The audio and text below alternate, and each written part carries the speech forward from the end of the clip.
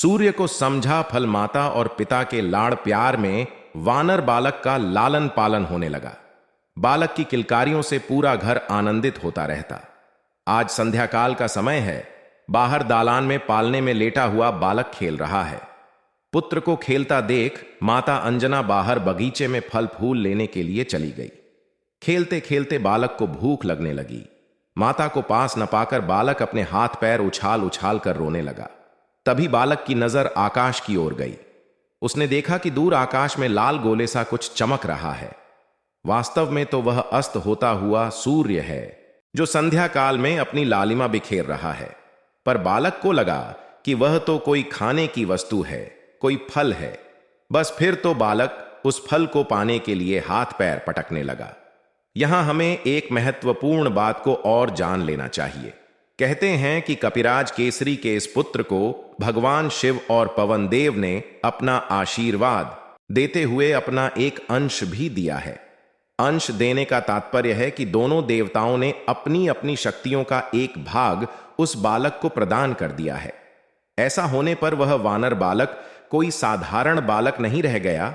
वह तो वायुदेव से वायु वेग की शक्ति और शिव से रुद्र का आत्मबल प्राप्त कर बलशाली बालक बन गया है। ऐसा बालक कहां किसी से डरने वाला है। आकाश में चमक रहे लाल रंग का आकर्षक फल पाने के लिए बालक ने पालने से ऊंची छलांग लगा दी। पवन देव के आशीष से बालक तीव्र वेग से आकाश में उड़ने लगा। अब सूर्यदेव ने देखा कि एक बालक वायु वेग से उड़ता हुआ उन्हीं की ओर आ रहा है, तो बहुत आश्चर्यचकित हुए। इतना तो वे समझ गए कि निश्चित ही इस बालक को कोई दैवीय शक्ति प्राप्त है। साथ ही वे यह भी सोचने लगे कि यदि यह बालक मेरे निकट आ गया तो मेरी भीषण गर्मी के ताप से झुलस जाएगा। इस प्रकार तो इस बालक के प्राण संकट में पड़ जाएंगे। ऐसा विचार करते हुए बालक को बचाने के लिए सूर्यदेव ने अपने ताप को कम करके शीतल बना दिया। अब तो बालक के लिए और भी आनंद का वातावरण बन गया। बालक सूर्य के निकट आकर तुरंत लपंक कर उनके रथ पर बैठ गया और सूर्यदेव के साथ खेलने लगा।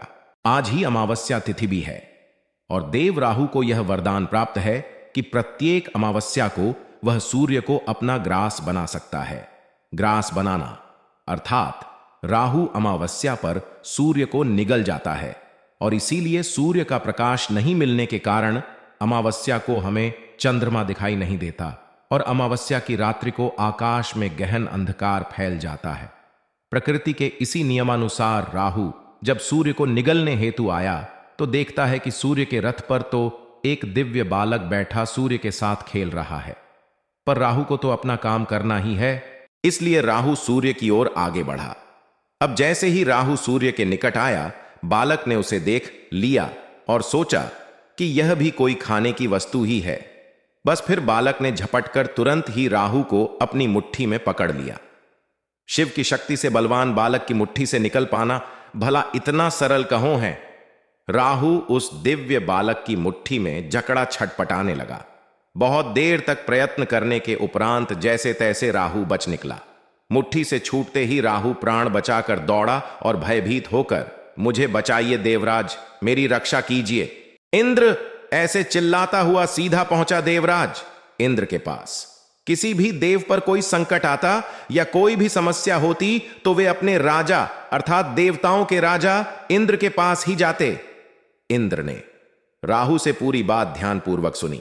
सुनकर उनको भी बड़ा आश्चर्य हुआ कि ये कैसा बालक है जो सूर्यदेव के साथ खेल रहा है, जिसने राहु जैसे शक्तिशाली देव को अपनी मुट्ठी में पकड़ लिया और जिसके भय से राहु को भी प्राण बचाकर भागना पड़ा।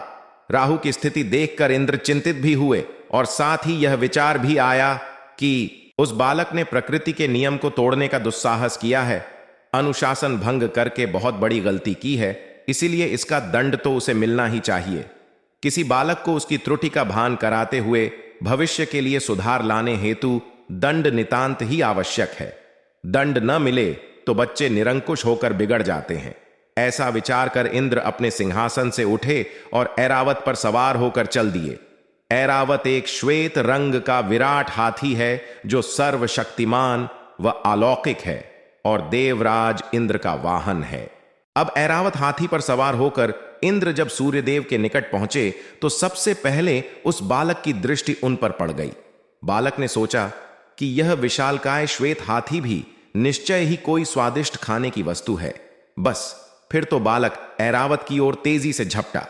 उस दिव्य बालक का साहस और तेज देखकर इंद्र भी डर गए। उनको लगा कि यह बालक कहीं ऐरावत को भी ना पकड़ ले और कहीं मुझे ही कोई क्षति न पहुंचा दे। यह विचार आते ही इंद्र तुरंत पीछे हटे और अपनी रक्षा के लिए भयाक्रांत होकर अपने सर्वशक्तिशाली अस्त्र वज्र का प्रहार उस बालक पर कर दिया। स्वयं जगत पिता देव ब्रह्मा द्वारा प्रदत्त वज्र से बच पाना तो किसी के लिए भी संभव ही नहीं, तो फिर वह बालक भी कैसे बचता। वज्र का प्रहार लगते ही बालक सूर्य के रथ से छिटक गया और तीव्र गति से पृथ्वी पर आकर एक पर्वत शिखर पर आ गिरा। वज्र के घातक प्रहार से बालक की ठुड्डी टूट गई और छटपटाते हुए नीचे गिरने से बालक मूर्छित भी हो गया। इस केसरी नंदन बालक को पवन देव ने भी अपना अंश दिया है, इसलिए वे भी उसके पिता ही हुए। कौन पिता अपने पुत्र को कष्ट में देखकर व्यथित नहीं होता। पवन देव ने भी जब टूटी हुई ठुड्डी की पीड़ा से तड़पते मूर्छित हुए अपने पुत्र को देखा तो दौड़कर उसके निकट आए और बालक को अपनी गोद में उठा लिया। वज्र के आघात से घायल पुत्र को देखकर पवन देव इंद्र पर कुपित हो गए। उन्होंने अपनी वायु की गति को रोक दिया और व्यथित होकर अपने पुत्र को सीने से लगाए एक गुफा में चले गए। हम सभी जानते हैं कि संपूर्ण ब्रह्मांड में वायु अर्थात हवा के बिना जीवन संभव ही नहीं है। पवन देव ने जब वायु की गति ही रोक दी तो सभी प्राणियों में श्वास का संचार ही रुक गया। देव, दानव, मनुष्य, जीव इत्यादि सभी त्राही त्राही करने लगे। ऐसी विकट परिस्थिति में सबके प्राण संकट में आए देख सभी सृष्टि के निर्माता देव ब्रह्मा के पास पहुंचे और सारी स्थिति से अवगत कराते हुए संपूर्ण सृष्टि को पवन देव के प्रकोप से बचाने की गुहार लगाई। देव ब्रह्मा तुरंत उन सबको साथ लेकर उस गुफा में आ गए जहां पवन देव मूर्छित बालक को अपनी गोद में उठाए दुहखी बैठे हुए हैं। स्वयं देव ब्रह्मा को आया देखकर पवन देव उठ खड़े हुए और उनके चरणों में बैठकर अपने पुत्र के प्राणों की रक्षा हेतु प्रार्थना करने लगे। देव ब्रह्मा ने स्नेहपूर्वक पवन देव को उठाया और उनकी गोद में मूर्छित पड़े। बालक के सिर को अपने हाथों से सहलाया। देव ब्रह्मा के स्पर्श से बालक की मूर्छा टूट गई। अपने पुत्र को पुनः जीवित देखकर पवन देव प्रसन्न हो गए और उन्होंने तुरंत ही वायु की गति को पूर्ववत कर दिया। वहीं उपस्थित देवराज इंद्र ने भी प्रसन्नता पूर्वक बालक के गले में पुष्पमाला पहनाई और आशीर्वाद देते हुए घोषणा की, मेरे द्वारा किए गए वज्र प्रहार से इस बालक की हनु, ठुड्डी को ही हनु भी कहा जाता है, टूट गई है। इसलिए आज से यह कपि श्रेष्ठ हनुमान के नाम से प्रख्यात होगा। मुझसे क्रोध और भय के कारण घातक अस्त्र वज्र का प्रहार हनुमान पर हो गया, इसलिए आज मैं घोषणा करता हूं कि भविष्य में कभी भी इस पर वज्र का कोई प्रभाव नहीं पड़ेगा और हनुमान के शरीर का प्रत्येक अंग वज्र से भी कठोर होगा। बस तभी से वानर राज केसरी और अंजना के इस तेजस्वी पुत्र का नाम हनुमान हो गया और उसका शरीर वज्र के समान सशक्त होने के कारण उसे वज्रांग बली भी कहा जाने लगा। कालांतर में संभवतः यही नाम बोलचाल की भाषा में बजरंग बली हो गया। अगर आप हनुमान जी को मानते हैं तो चैनल को सब्सक्राइब कीजिए।